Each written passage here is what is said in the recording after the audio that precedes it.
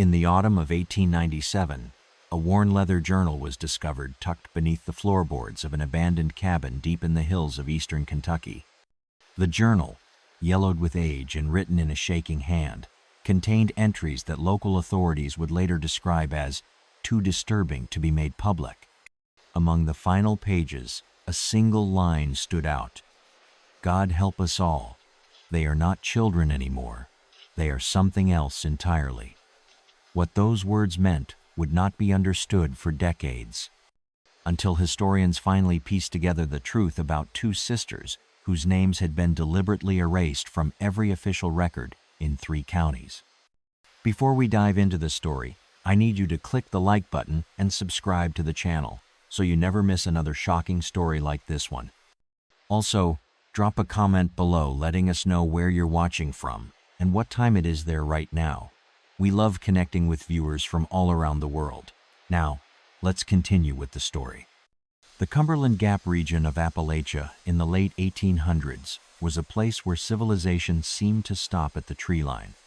Isolated mountain communities existed in a world unto themselves, bound by unwritten laws and governed by feuds that stretched back generations. It was here, in the shadow of Pine Mountain, that Thomas Whitlock built his homestead in 1879. The land records from Harlan County show that Whitlock purchased 200 acres of rugged terrain for practically nothing, land that previous owners had abandoned after claiming it was cursed. The property itself had a dark history that Thomas either ignored or never learned about. According to Cherokee oral traditions preserved by the Kingfisher family, the land had been the site of a massacre in 1768, when a band of warriors had cornered a group of white settlers who had been stealing children from native villages. The Cherokee claimed that the land retained the spirits of both the murdered settlers and their victims, creating a place where death lingered like morning fog in the hollows. Thomas brought with him a young wife named Martha, a woman whose family had disowned her for reasons that would only become clear years later. Martha came from a prominent family in Lexington, the daughter of a respected judge whose reputation had been built on his harsh sentences and unwavering moral stance.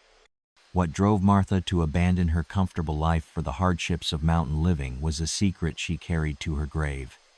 Though letters discovered decades later in her family's estate suggest she had been involved in activities that her father considered unforgivable. The couple settled into their mountain isolation with an eagerness that struck their few neighbors as peculiar. While most mountain folk valued their privacy, the Whitlocks seemed to crave absolute seclusion. They built their cabin a full day's ride from the nearest neighbor and made it clear that visitors were not welcome. The cabin itself was unusual for the region, constructed with heavy timber walls that were nearly a foot thick and windows that were positioned high off the ground, more like gun ports than conventional openings for light and air. For nearly a decade, the Whitlocks lived in their mountain fortress without incident. Thomas appeared in town perhaps twice a year for supplies, always alone, always paying in cash, and always answering questions with grunts and nods. Martha was never seen. Some folks assumed she had died. Others whispered that Thomas kept her locked away. The truth was far stranger than either speculation. Martha was very much alive, but she had become something that Thomas was afraid to let others see. During those early years of their marriage, Martha had begun experiencing what she described in her private writings as visions. These episodes would strike without warning, leaving her unconscious for hours while her body contorted in ways that defied natural movement. When she awakened, she would speak in languages that neither she nor Thomas recognized, and she would have knowledge of events occurring hundreds of miles away that would later prove to be accurate in every detail. Thomas initially attributed his wife's condition to the isolation and stress of mountain living, but as the episodes became more frequent and more intense, he began to suspect something far more disturbing. Martha seemed to be communing with entities that existed beyond the normal world, entities that were teaching her things that no human should know. She began to demonstrate abilities that violated every natural law Thomas understood. She could make fires start without matches or kindling, could cause animals to approach her without fear, and could somehow see events that were happening in distant places as clearly as if she were present. More troubling was Martha's growing obsession with what she called the old ways. She began collecting books on subjects that respectable people did not discuss: witchcraft, demon summoning, blood magic, and other practices that civilized society had long abandoned. These volumes appeared in their cabin through means that Thomas could not explain, as if Martha were somehow drawing them from hidden places through sheer force of will. She would spend entire days reading these forbidden texts, muttering incantations under her breath, and making notes and symbols that hurt Thomas's eyes to look upon. It was during this period that Martha became pregnant with the twins. The pregnancy itself was unlike anything the local midwife, Sarah Kingfisher, had ever encountered. Martha's body seemed to be fighting against the life growing within it, yet the babies thrived despite their mother's obvious distress. Sarah, who had assisted in hundreds of births during her long career, later told her family that she could feel something unnatural about the children even before they were born. The twins seemed to be aware of the outside world in ways that defied medical understanding, responding to voices and movements with coordinated kicks and turns that suggested they were already communicating with each other and with their environment. In the spring of 1889, Martha Whitlock gave birth to twin daughters. The delivery was complicated by factors that Sarah Kingfisher struggled to explain even to her own family. The babies emerged with their umbilical cords wrapped around each other's necks in a pattern that should have strangled them both, yet neither showed any signs of distress. More disturbing was the way the infants looked at the people in the room immediately after birth, their eyes focusing with an intelligence that seemed far too mature for newborns. According to her descendants, who preserved the story in their oral tradition, Sarah emerged from the Whitlock cabin visibly shaken. She told her daughter that something was wrong with those babies, something that went beyond the physical abnormalities she had witnessed during difficult births. The twins had been born with what Sarah described as old souls, spirits that had lived many lives and accumulated wisdom and malice in equal measure. She warned her family to avoid the Whitlock property and to never allow their children to play in the woods near the cursed homestead. The twins were named Anabelle and Isabelle, names that Martha claimed came to her in a dream. From the moment of their birth, the sisters were inseparable in a way that disturbed even their parents. They seemed to communicate without words, moving in perfect synchronization and crying or laughing at exactly the same moments. By their second birthday, both girls could walk, but they refused to do so unless they were holding hands. If separated, even by a few feet, they would become inconsolably agitated until reunited. What made their connection truly unsettling was the way they seemed to share not just emotions, but thoughts and sensations. When one twin was hungry, both would cry for food. When one was injured, both would react with identical expressions of pain. Most disturbing of all was their apparent ability to share dreams. Thomas would often find them in their shared crib, both girls staring at the ceiling with identical expressions of concentration, their lips moving silently as if they were having a conversation that only they could hear. Dr. Edmund Carver, the only physician within 100 miles, made the treacherous journey to the Whitlock homestead when the twins were 3 years old. His medical journal, discovered in the archives of the Kentucky Historical Society in 1968, contains detailed observations about the girls that he deemed too unusual for his official reports. Carver wrote that the twins appeared to share not just thoughts but sensations. When he pricked Anabelle's finger to test her reflexes, Isabelle cried out in pain at the exact same moment, despite being across the room. Dr. Carver's notes reveal a man struggling to understand what he was witnessing. He conducted numerous tests designed to determine the extent of the twins' unusual connection, and each experiment yielded results that challenged his understanding of human physiology and psychology. When he shone a light in one twin's eyes, both pupils dilated simultaneously. When he tested one girl's hearing, both responded to sounds at frequencies that should have been inaudible to children their age. Most remarkably, When he asked one twin a question while the other was in a different room, both girls would give identical answers, often using words that neither should have known at their age. The doctor's private correspondence with colleagues in Louisville and Lexington reveals his growing conviction that the Whitlock twins represented something entirely new in medical science. He theorized that they might be two halves of a single consciousness, somehow split between two bodies, but remaining fundamentally connected. His letters describe his plans to bring other physicians to examine the girls and possibly transport them to a major medical center for more extensive study. These plans were never realized, for reasons that would become clear years later. More disturbing were the twins' interactions with animals. The Whitlock property had always been home to typical mountain wildlife: deer, rabbits, various birds, and the occasional black bear. Within months of the girls learning to walk, dead animals began appearing around the cabin with increasing frequency. At first, Thomas assumed it was the work of a predator, but the pattern of injuries on the carcasses defied explanation. Small animals appeared to have been tortured methodically, while larger ones showed signs of having been somehow compelled to injure themselves. The animal deaths followed a pattern that became more elaborate as the twins grew older. Initially, Thomas found simple arrangements: one or two dead rabbits positioned near the cabin's entrance, their bodies unmarked except for what appeared to be small puncture wounds. As weeks passed, the displays became more complex.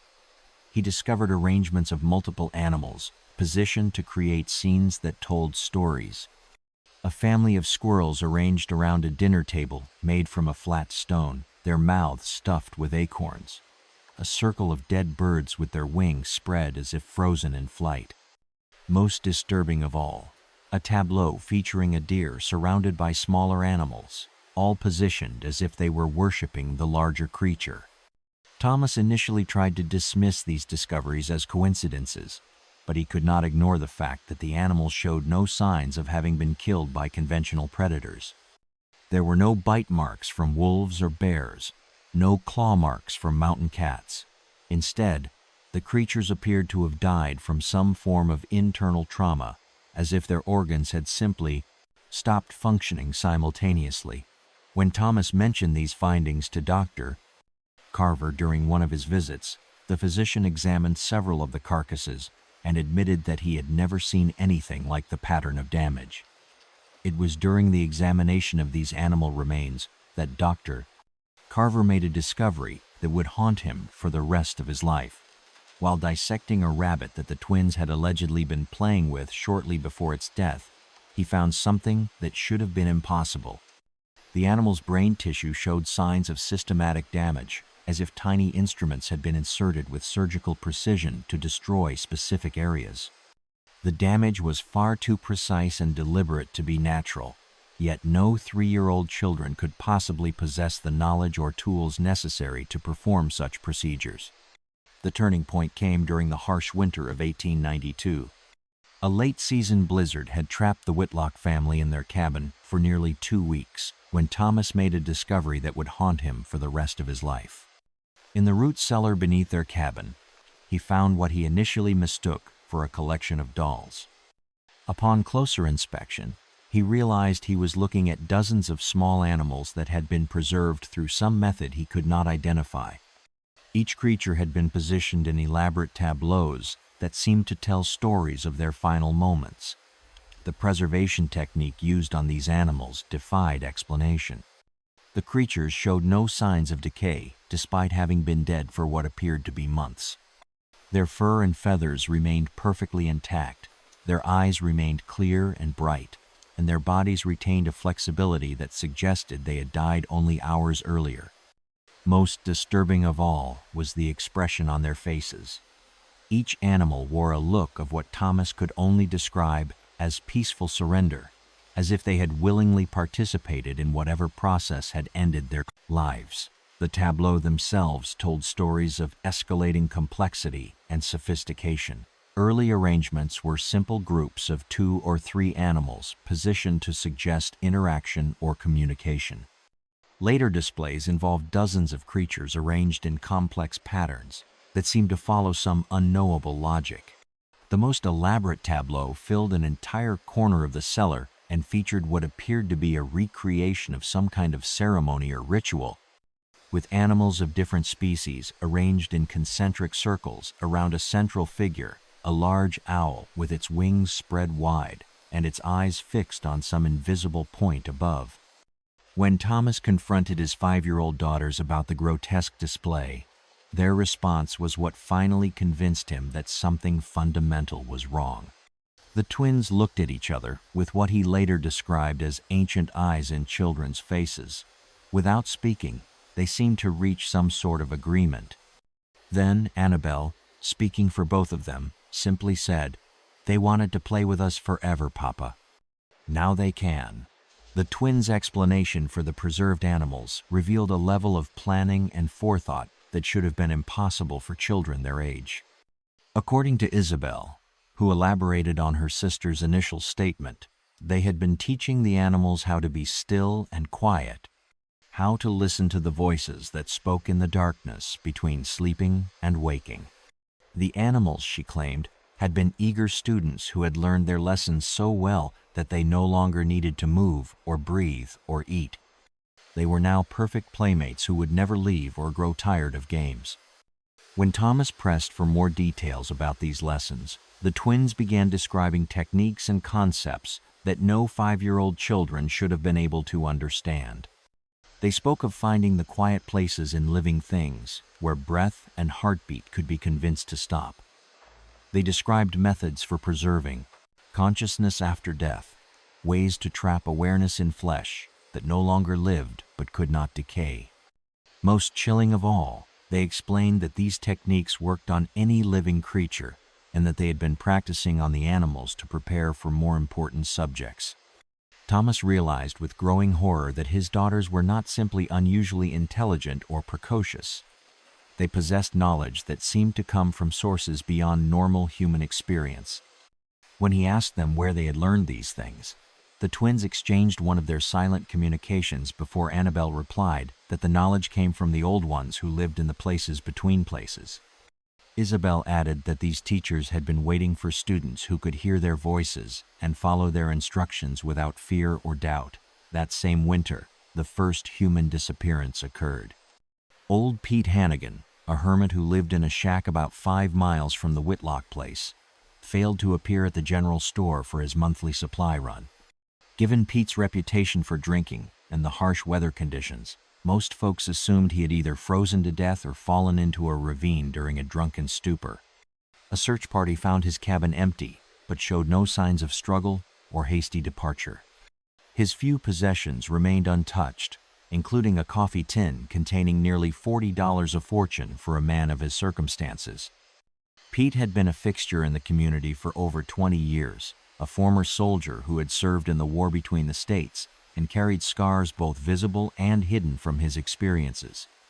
He was known for his skill as a tracker and his knowledge of the mountain wilderness, making it unlikely that he would have simply gotten lost in familiar territory. More puzzling was the condition of his cabin when the search party arrived. A fire still smoldered in the hearth, suggesting that Pete had left recently and expected to return soon. A pot of stew sat half-eaten on the table, and his heavy winter coat hung from its usual peg beside the door. What the search party did not find, but what Thomas Whitlock discovered weeks later, was Pete's body in an abandoned mine shaft, approximately halfway between the two homesteads. The corpse was arranged in a sitting position, facing east toward the rising sun, with his hands folded in his lap, as if he had died peacefully in prayer. The condition of the body, however, told a different story. Pete had been systematically tortured over what the examining physician estimated to be several days, yet there was no evidence that he had been restrained. It appeared he had remained in that mine shaft willingly, enduring unimaginable suffering without attempting to escape. The torture methods used on Pete's body demonstrated a level of anatomical knowledge that seemed impossible for young children to possess. The wounds were precisely placed to cause maximum pain while avoiding vital organs that would have caused rapid death. Each injury appeared to have been inflicted with surgical instruments, though no such tools were found at the scene. Most disturbing of all was the pattern of the wounds themselves, which seemed to follow some kind of systematic progression, as if Pete's suffering had been carefully orchestrated according to a predetermined plan. Thomas never reported his discovery of Pete's body. By that point, he was beginning to understand that his daughters were responsible, though he could not fathom how two 6-year-old girls could have accomplished such a thing. More importantly, he was starting to fear for his own life and that of his wife. The twins had begun to look at their parents with the same calculating expressions they had once reserved for their animal victims. The changes in the twins' behavior toward their family became more pronounced as winter turned to spring. They began spending long periods of time staring at Thomas and Martha with expressions that suggested they were conducting some kind of evaluation or assessment. The girls would often position themselves so that one was always within view of each parent, creating a sense of constant surveillance that made normal family life impossible. Most disturbing was their apparent ability to anticipate their parents' thoughts and actions, often responding to questions before they were asked, and preparing for activities before they were announced. Martha Whitlock began keeping a journal during this period, entries that would later provide crucial evidence for investigators attempting to piece together the full scope of what had occurred in that isolated mountain cabin. Her handwriting deteriorated steadily as weeks passed, and her entries became increasingly frantic. She wrote about waking in the middle of the night to find both girls standing silently at the foot of her bed, watching her sleep. She described finding evidence that the twins had been leaving the cabin at night, despite the fact that their parents had installed multiple locks on all doors and windows. The journal entries reveal a woman struggling to maintain her sanity while living under constant threat from her own children. Martha wrote about the twins' disturbing habit of finishing her sentences before she had spoken them, their ability to predict which meals she was planning to prepare, and their uncanny knowledge of her most private thoughts and fears. She described incidents where the girls would laugh at jokes that existed only in her mind, cry in response to sadnesses she had not yet expressed, and offer comfort for worries she had not shared with anyone. Most disturbing were Martha's observations about the twins' rapid intellectual development. By age 7, both girls were reading at what appeared to be an adult level, despite having no formal education. They had somehow acquired books that their parents had never seen, works on subjects that no child should have been able to understand. Martha found volumes on anatomy, chemistry, and what appeared to be occult practices hidden beneath the girls' shared bed. When she confronted them about where these books had come from, the twins simply smiled and said they had always had them. The books themselves were unlike anything Martha had encountered in her privileged upbringing. They were bound in materials that felt wrong to the touch leather, that seemed to shift and move under her fingers, pages that appeared to be made from something other than paper, and text that seemed to rearrange itself when she was not looking directly at it. The subjects covered in these volumes included detailed anatomical studies that went far beyond conventional medical knowledge, chemical formulas for substances that produced effects on living tissue that defied natural law, and ritual instructions for practices that Martha's Christian upbringing told her were profoundly evil. When Martha attempted to remove these books from the cabin, she discovered that they would invariably return within hours, appearing in different locations as if they possessed a will of their own. The twins showed no surprise at their reappearance, treating the book's return as a natural and expected occurrence. When pressed for explanations, the girls claimed that the books belonged to them and had belonged to them since before they were born, a statement that made no logical sense, but which Martha began to believe might be literally true. The second disappearance occurred in the spring of 1894.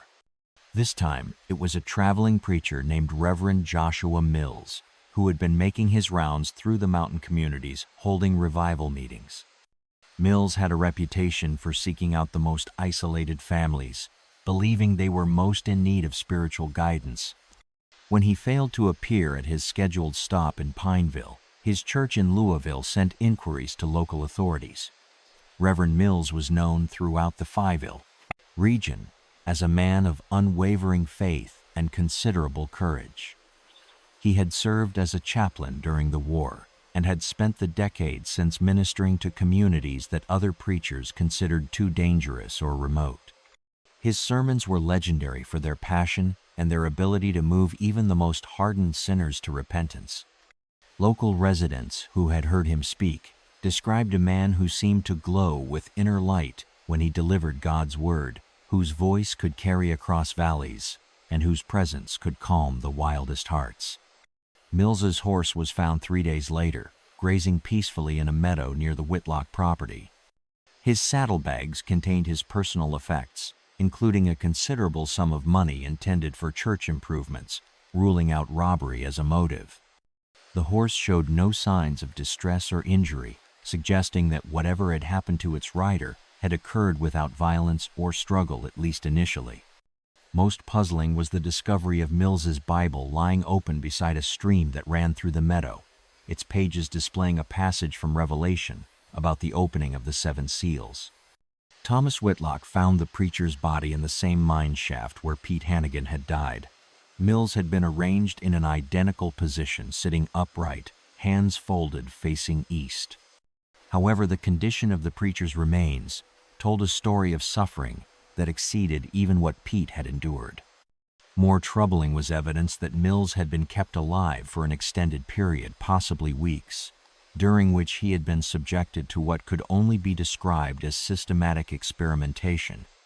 The experiments performed on Reverend Mills revealed a level of sophisticated cruelty that defied belief. His body bore evidence of procedures that seemed designed to test the limits of human endurance and consciousness.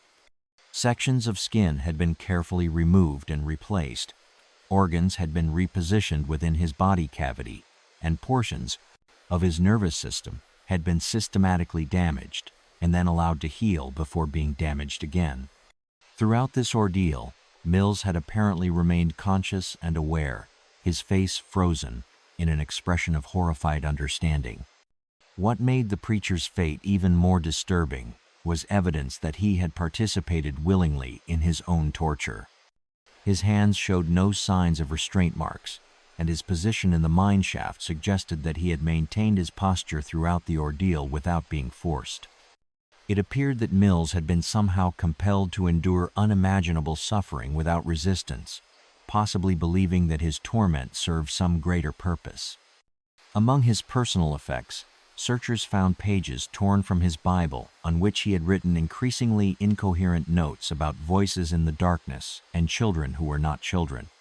It was around this time that Thomas began to understand the true nature of his daughter's abilities. The twins had developed what appeared to be a form of mental influence over their victims. They could somehow compel people and animals to act against their own interests, to endure pain without resistance, and ultimately to participate in their own destruction. How 2 young children had acquired such power remained beyond Thomas's comprehension, but he could no longer deny its reality. The mechanism by which the twins exerted their influence seemed to involve some form of direct mental contact that bypassed normal sensory channels. Victims reported hearing voices that seemed to come from inside their own thoughts, voices that spoke with the twins' childish inflections but conveyed knowledge and authority that no children should possess. These internal voices would gradually replace the victim's own mental processes, offering increasingly compelling reasons why resistance was futile and submission was desirable. Thomas observed the early stages of this process when the twins began practicing their abilities on him and Martha. He found himself experiencing sudden urges to perform actions that served no logical purpose, walking to specific locations at odd hours, preparing meals that no one had requested, speaking words that he had not intended to say. These compulsions were accompanied by a growing sense that resistance was not only futile but actually harmful to his well-being. The twins somehow convinced their victims that their own thoughts and desires were the source of their problems, and that true peace could only be found through complete surrender of will. Martha's journal entries from this period reveal a woman struggling against forces she could not understand or effectively resist. She wrote about finding herself in parts of the cabin with no memory of how she had arrived there, about speaking in languages she did not recognize, and about experiencing emotions that did not seem to belong to her. Most terrifying were her descriptions of the twins' growing ability to inhabit her consciousness directly, using her eyes to see, her hands to perform tasks, and her voice to speak words that expressed their thoughts rather than her own. The breaking point came during the summer of 1895.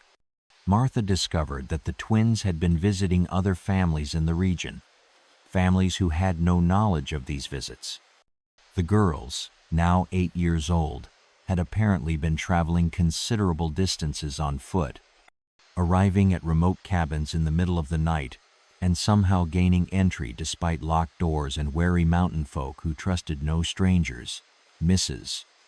Eleanor Baxter, whose homestead was nearly 15 miles from the Whitlock place, mentioned to Martha during a chance encounter at the general store that her family had been experiencing strange dreams since the spring. All 5 members of the Baxter family reported the same recurring nightmare: 2 young girls standing in their bedroom, watching them sleep, and speaking in voices that seemed to come from everywhere and nowhere at once. The dreams were so vivid that the family had begun taking turns, staying awake to watch for intruders. The Baxter family's experiences represented a new evolution in the twins' methods. Rather than simply influencing individuals through direct contact, they had learned to project their consciousness across great distances, infiltrating their victims' minds through dream states when natural defenses were at their weakest. The dream visits allowed them to gather detailed information about potential victims while gradually conditioning them to accept the twins' presence as normal and unthreatening. When Martha pressed for details about these dream visitors, Mrs. Baxter's description of the 2 girls matched Anabelle and Isabelle perfectly, down to the identical dresses that Martha had sewn for them. More disturbing was Mrs. Baxter's report that the dream girls had been asking questions about the family's daily routines, their fears, their weaknesses, and their secrets. It was as if someone was conducting a thorough reconnaissance of potential victims, gathering intelligence that would later be used to exploit vulnerabilities and overcome resistance.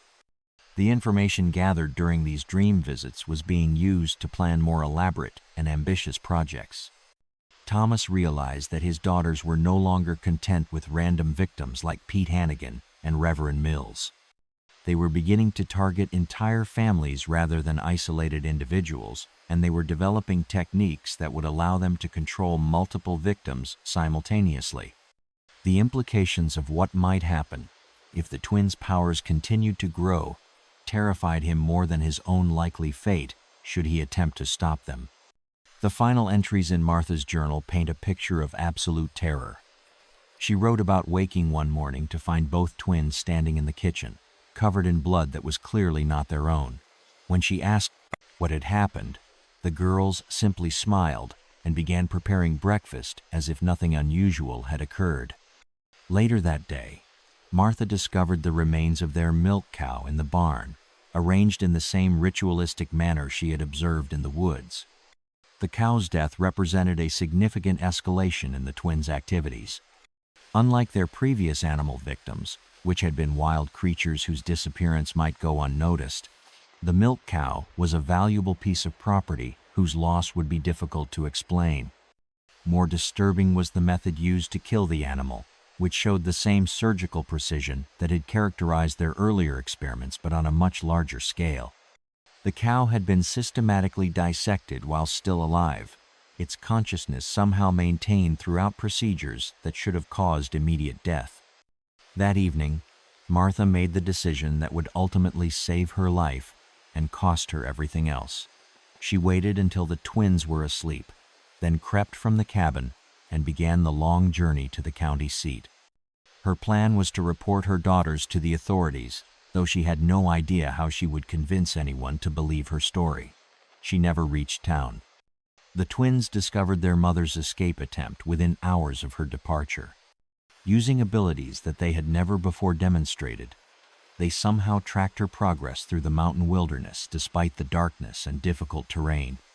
Martha's journal, found decades later among her personal effects, contains a final entry written by flickering candlelight in an abandoned hunter's shelter, where she had hoped to rest until dawn.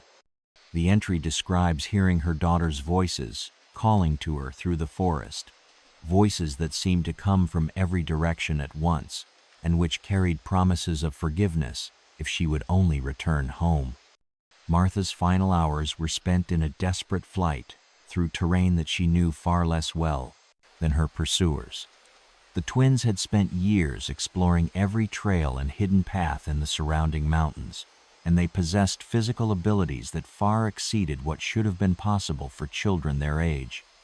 More importantly, they could influence the wild animals of the forest, using birds as scouts and larger creatures as barriers to block Martha's escape routes. Thomas Whitlock found his wife's body the next morning, arranged in the now familiar pattern, sitting upright, hands folded, facing east. Unlike the previous victims, however, Martha showed no signs of prolonged torture. The twins had killed her quickly, almost mercifully by their standards. Whether this represented some vestige of familial affection or simply efficiency was impossible to determine. Martha's death marked the end of any pretense of normal family life in the Whitlock household. Thomas now found himself completely alone with his daughters, two 9-year-old girls who possessed abilities he could not understand, and moral sensibilities that seemed entirely absent. His journal, discovered decades later, reveals a man who had essentially become a prisoner in his own home. The twins made no attempt to harm him directly, but they made it clear that any attempt to leave or summon help would result in consequences he did not want to contemplate. The twins' treatment of their father during this period revealed a level of psychological sophistication that was truly frightening. Rather than simply controlling him through the same methods they had used on their other victims, they chose to maintain his awareness and free will while making it impossible for him to act on either.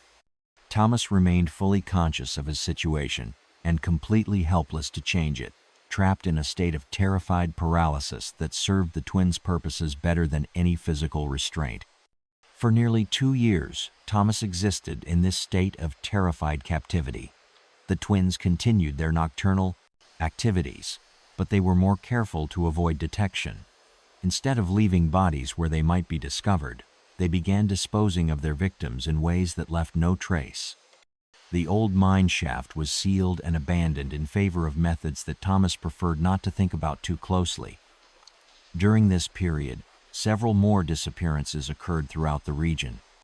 A family of 4 from the next county over vanished without a trace while traveling through the area.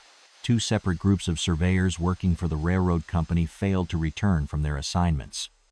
A circuit judge, who had been planning to investigate reports of missing persons, was found dead in his hotel room, apparently having died in his sleep despite being in perfect health. Each incident followed a pattern that had become familiar to Thomas. The victims showed no signs of struggle or distress until their final moments. They appeared to have been compelled to act against their own interests, to walk willingly toward their destruction. The twins were somehow able to override their victims' survival instincts, turning their own minds against them in ways that defied all understanding. The twins' methods had evolved to accommodate their changing needs and growing ambitions. Where they had once relied on direct physical contact to exert their influence, they could now project their will across considerable distances. Where they had once required hours or days to break down a victim's resistance, they could now achieve complete control in minutes. Most disturbing of all, they had learned to maintain that control indefinitely, creating networks of individuals who continued to serve their purposes long after the initial contact. Thomas began to suspect that his daughters were not entirely human, or at least not entirely the children he had helped raise. Their physical appearance remained that of normal girls, but their behavior and abilities suggested something far more sinister. They seemed to possess knowledge and skills that they could not have acquired through any normal means, and their capacity for cruelty far exceeded anything that could be explained by childhood development, however aberrant. The evidence for the twins' inhuman nature went beyond their obvious supernatural abilities. They showed no signs of normal human emotional development, expressing neither love nor hatred, but rather a cold, calculating interest in the potential uses to which other beings might be put. They displayed no curiosity about subjects that fascinated normal children, showing instead an adult-like focus on techniques for causing pain and methods for extending suffering. Most chilling of all was their apparent immunity to the moral constraints that governed human behavior, as if concepts like right and wrong simply did not exist in their mental framework. As the twins approached their 11th birthday, Thomas began to notice changes that suggested their transformation was not yet complete. Their physical appearance remained childlike, but their eyes had taken on a quality that he could only describe as ancient. They spoke with increasing authority about subjects that no children should understand, demonstrating knowledge of history, science, and occult practices that would have challenged adult experts. More disturbing was their growing ability to manipulate not just individual minds, but entire communities, orchestrating events across wide geographic areas with precision that suggested vast experience in such activities. The end came suddenly in the autumn of 1897. Thomas woke one morning to find the twins packing their few possessions into small traveling bags. When he asked where they were going, Anabelle replied that they had learned everything they needed to learn in this place. Isabelle added that it was time to find somewhere with more people, somewhere they could practice their skills on a larger scale. The twins' departure was as mysterious as their previous activities had been. They showed no concern about traveling alone through dangerous mountain terrain, carrying supplies that would have been insufficient for adult travelers, but which somehow seemed adequate for their needs. When Thomas asked how they planned to navigate unfamiliar territory and support themselves in the outside world, the girls simply smiled, with the same expression they had worn since childhood expressions that promised knowledge of secrets too terrible for ordinary people to understand. The twins left that same day, walking down the mountain trail with the confidence of experienced travelers despite being only 11 years old. Thomas watched them disappear into the forest and knew with absolute certainty that he would never see them again. More importantly, he knew that other people would, and that those encounters would not end well for anyone involved. Thomas spent the remaining months of his life attempting to document everything he had witnessed, creating a record that might someday warn others about what his daughters had become. His final journal entry, written just days before his death, contained a desperate plea to anyone who might discover his writings. If you encounter two sisters who speak as one and smile without warmth, do not let them into your home. Do not listen to their words. Do not look into their eyes. Run, and do not stop running until you reach a place with many people and bright lights. They feed on isolation and darkness. They grow stronger with each victim. God forgive me for bringing them into this world. Thomas Whitlock was found dead in his cabin by a neighbor who had become concerned about smoke no longer rising from his chimney. The official cause of death was listed as heart failure, though the neighbor reported that Thomas appeared to have died peacefully in his sleep, sitting upright in his chair with his hands folded and facing east toward the rising Sunday. Whether his death represented a final mercy from his daughters or simply the natural conclusion of years of terror and stress was impossible to determine. For decades, the disappearances in the Cumberland Gap region were attributed to various causes: harsh weather, wild animals, feuding families, and simple accidents that were common in such rugged terrain. The pattern of ritualistic positioning and systematic torture was not recognized because most bodies were never found.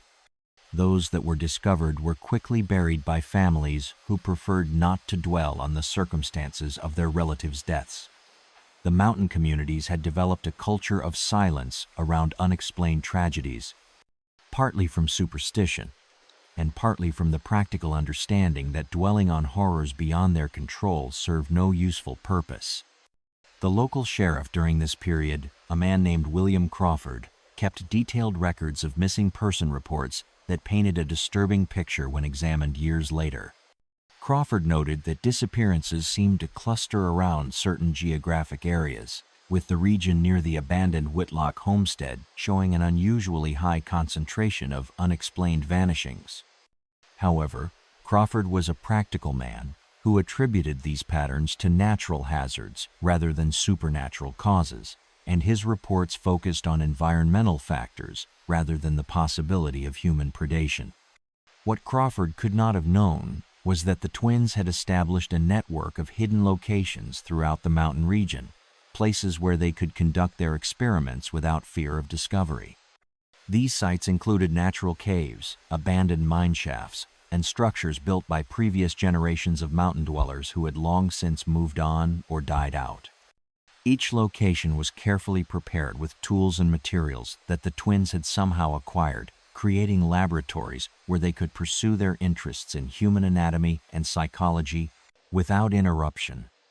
The twins had also developed relationships with certain members of the local community, individuals who had fallen under their influence and served as sources of information and assistance. These collaborators were not willing participants in the traditional sense, but rather people who had been gradually conditioned to view the twins' activities as normal and necessary.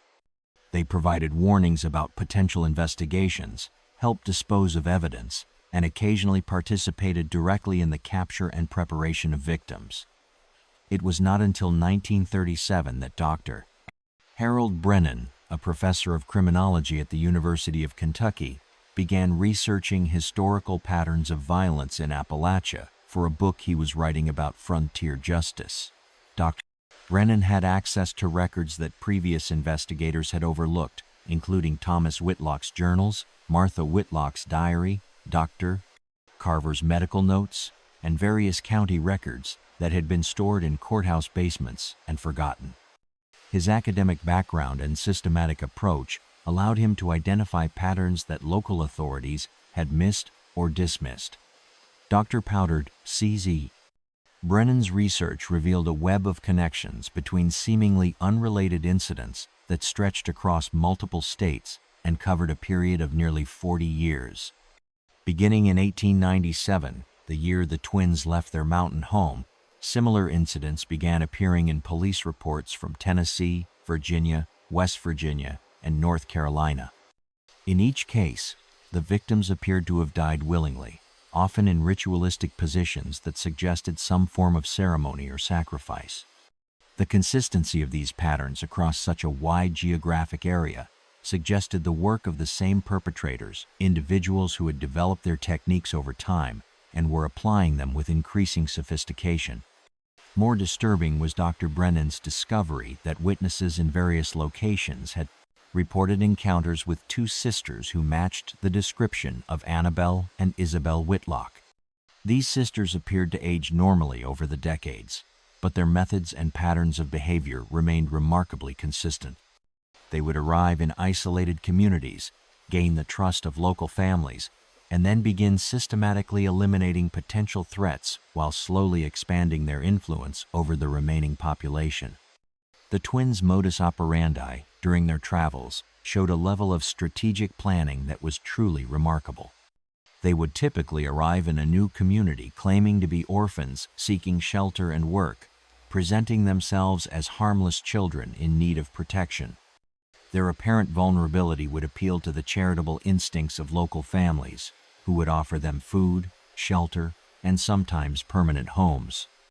Once established within a household, the twins would begin their careful assessment of the community's power structures and potential vulnerabilities. During their initial weeks in a new location, the twins would focus on gathering information about their hosts and neighbors. They demonstrated an uncanny ability to identify the secrets and weaknesses that could be exploited to control individual behavior.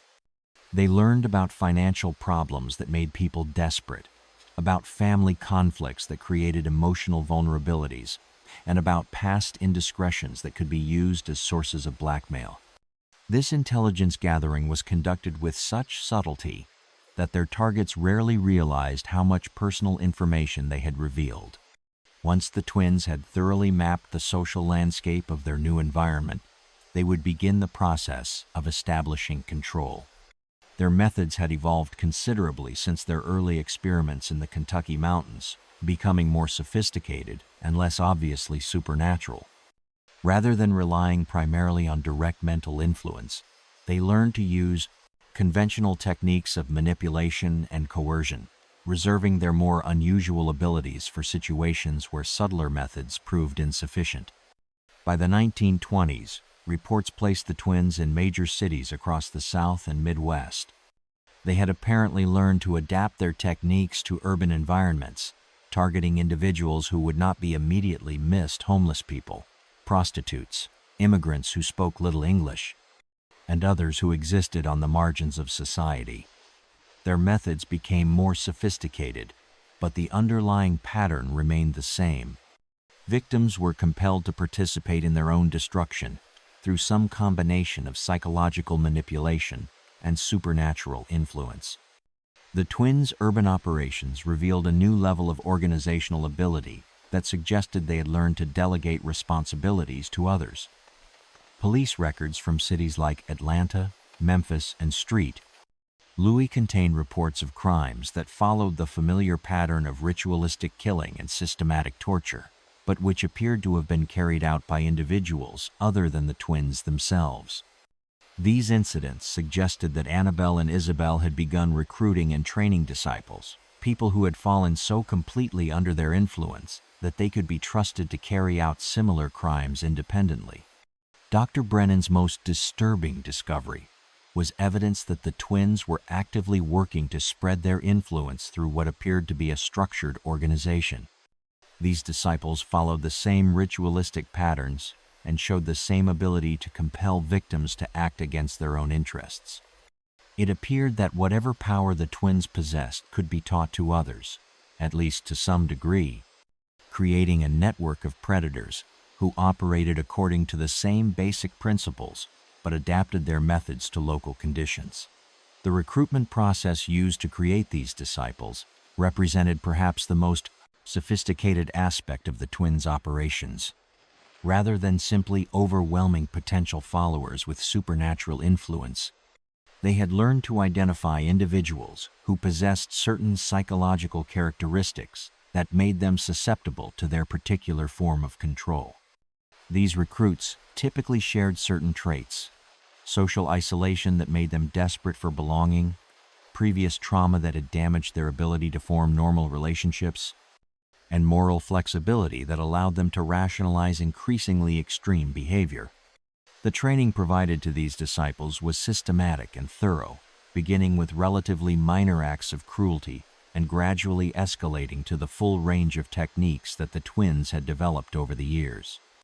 New recruits were taught to identify suitable victims, to exploit psychological vulnerabilities, to conduct ritualistic killings, and most importantly, to avoid detection by authorities. The success of this training program was evident in the fact that many disciples operated for years without being caught, building their own networks of followers who further expanded the twins' influence. The last confirmed sighting of Anabelle and Isabelle Whitlock occurred in Chicago in 1941. A police detective named Michael O'Malley reported encountering two middle-aged women who perfectly matched their description during an investigation of a series of bizarre murders in the city's South Side. Detective O'Malley's report, filed just days before his retirement, described meeting the women in a tenement building where several residents had been found dead in circumstances that defied explanation. According to O'Malley's account, the two women seemed to know details about his investigation that had not been made public. They spoke in unison at times, finishing each other's sentences in a way that suggested they shared the same thoughts. Most unsettling was their apparent knowledge of O'Malley's personal life, including details about his family that he had never shared with anyone at the police department. The women claimed to be social workers investigating reports of domestic violence in the building, but they could provide no credentials or official authorization for their presence. The detective reported feeling an overwhelming urge to abandon his investigation and forget everything he had seen. Only his impending retirement and 30 years of experience dealing with dangerous criminals allowed him to resist what he described as a powerful mental pressure to simply walk away. The sensation was unlike anything he had experienced in his long career, a combination of fear, confusion, and inexplicable guilt that made it difficult to think clearly or make rational decisions.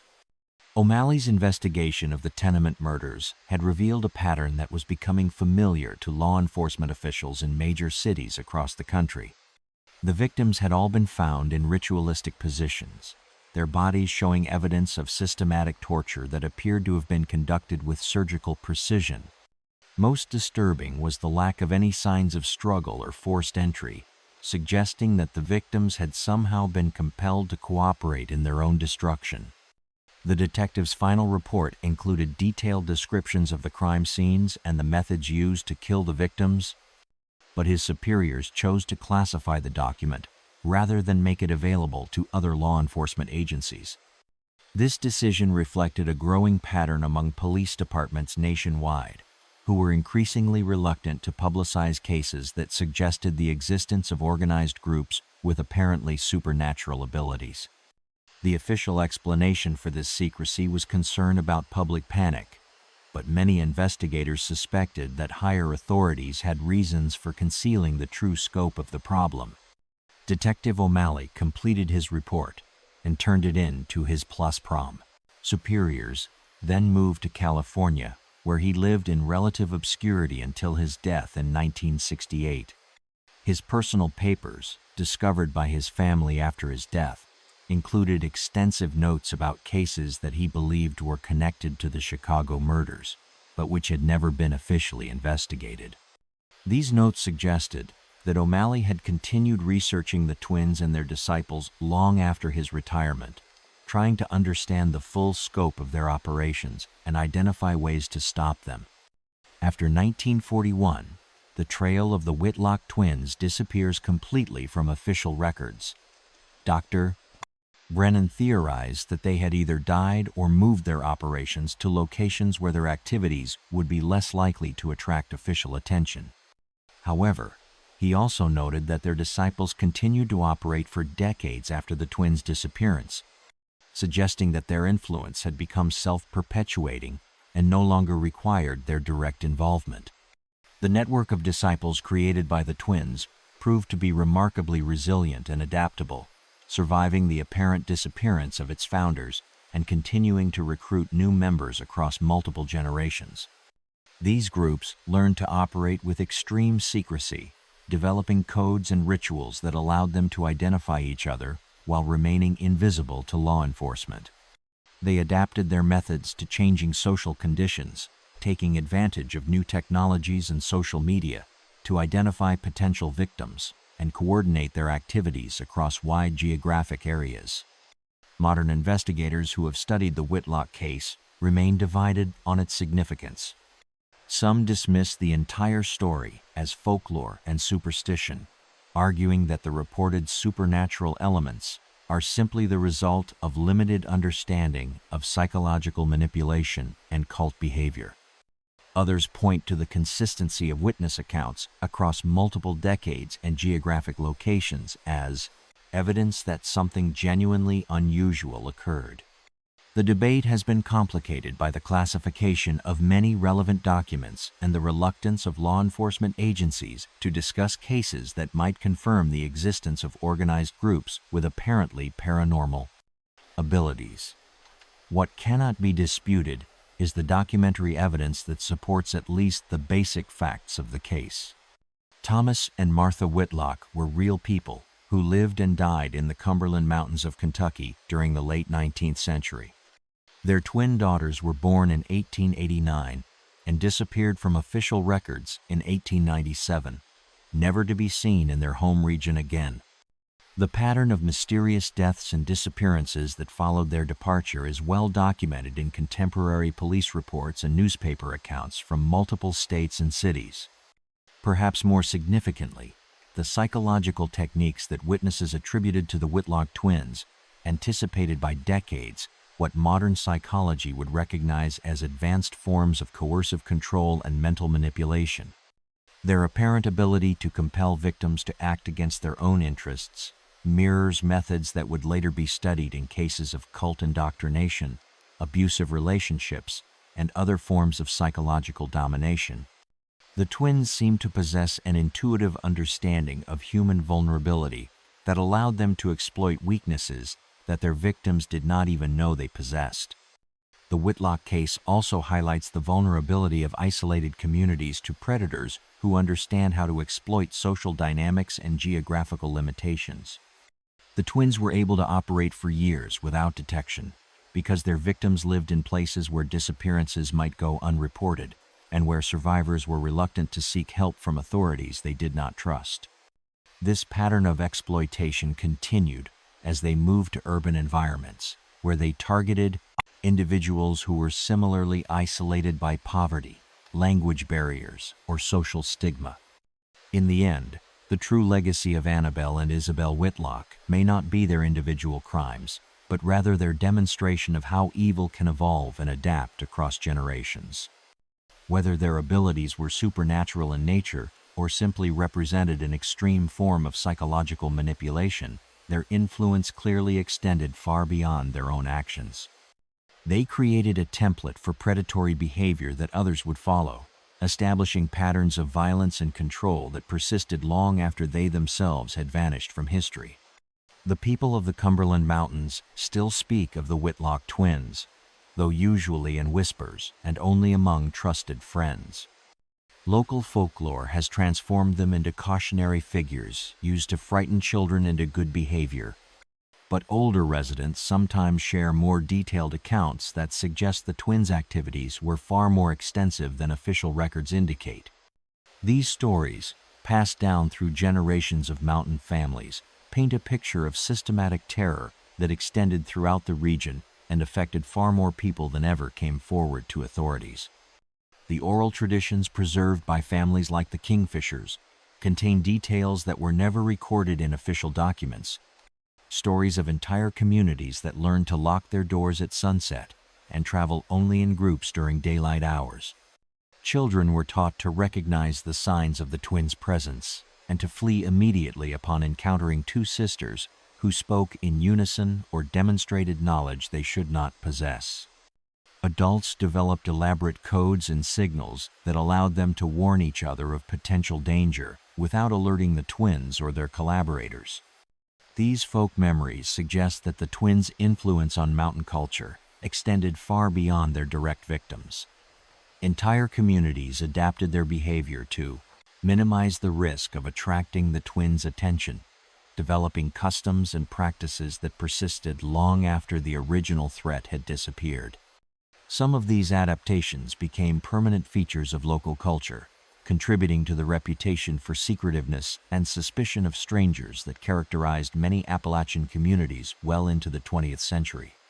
Today, the abandoned Whitlock homestead still stands in the Kentucky mountains, though the cabin itself has long since collapsed into ruins. The stone foundation remains visible beneath decades of accumulated vegetation, and hikers occasionally report finding artifacts that suggest the site was once more extensively developed than historical records indicate. Local authorities have repeatedly considered excavating the property, but these plans have invariably been abandoned due to budget constraints or bureaucratic complications that seem to arise whenever serious investigation is proposed. Local hikers occasionally report feeling watched while passing through the area, and some claim to hear voices echoing through the trees, voices that sound like children but speak words that no child should know. Whether these experiences represent genuine supernatural phenomena or simply the power of suggestion reinforced by decades of storytelling is impossible to determine. What is certain is that the area around the former Whitlock property continues to have an unusually high rate of accidents and disappearances, though these incidents are typically attributed to the dangerous terrain rather than any lingering supernatural influence. The legacy of research into the Whitlock case has influenced modern approaches to investigating organized criminal groups with apparent cult-like characteristics. Law enforcement agencies have developed specialized units trained to recognize the signs of systematic psychological manipulation and to deal with cases involving victims who may have been compelled to participate in their own victimization. These units draw heavily on the documentation compiled by investigators like Dr. Brennan, using historical cases to understand the methods and motivations of contemporary predators. What remains certain is that the story of Anabelle and Isabelle Whitlock serves as a reminder of the darkness that can hide behind innocent faces and the terrible things that become possible when evil is allowed to flourish in isolation. Their legacy challenges us to remain vigilant against predators who understand how to manipulate our trust and exploit our vulnerabilities, regardless of the methods they use or the explanations we might prefer to believe. The Whitlock case stands as one of the most disturbing examples of family violence in American history, made all the more horrifying by the youth of the perpetrators and the systematic nature of their crimes.